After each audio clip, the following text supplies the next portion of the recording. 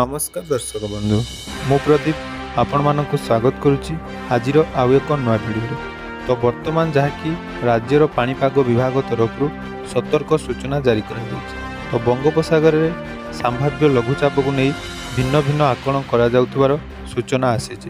तो आकलन अनुजाई मे 22 तारिख बेलू दक्षिण पश्चिम बंगोपसागर एक लघुचाप सृष्टि एवं जहाँकि परवर्ती समय अवपातर रूप नहीं बात्यार रूप नेब बोली आकलन करा जाउची। तो आसंतु आज भिडियो रे जानिबा एही बात्या केबेठारु हबो एवं ओडिशा प्रति यार कौन प्रभाव रहिबो तार डिटेल जानिबा।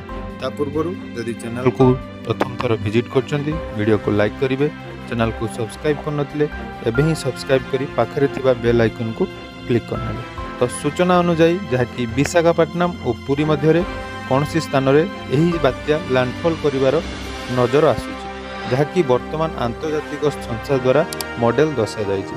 किंतु भारतीय पाणीपाग अनुसार यार संभाव्य लैंडफॉल कौन सी सूचना मिलना। तेणु भुवनेश्वर आंचलिक पाणीपाग विज्ञान केन्द्र जहाँकि मनोरमा महांती कहिसेंती 22 तारिख बेलू दक्षिण पश्चिम उपसागर अंचल में एक लघुचाप सृष्टि हुई ताहा परवर्ती समय प्रबल अति प्रबल वर्षा बा बात्यार जहाँकि रूप नहीं पारे। तेणु यही केंद्रीय बंगोपसागर अंचल में पहुँचवा पर यह आहरी घनीभूत हो 24 तारिख में अवपातर रूप नहीं पारे।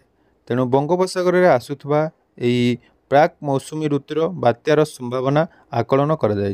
तो यह फल ओडिशार उपकूलवर्ती अंचल में जहाँकि 24 रु 25 तारिख मध्य प्रबल अति प्रबल वर्षा होबार संभावना अच्छी।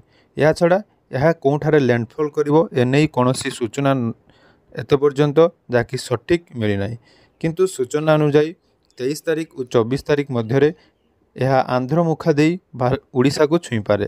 तेणु 25 तारिख बेलू अति भीषण बात्या रूप नहीं यह प्रबल अति प्रबल वर्षा होबार संभावना अच्छी।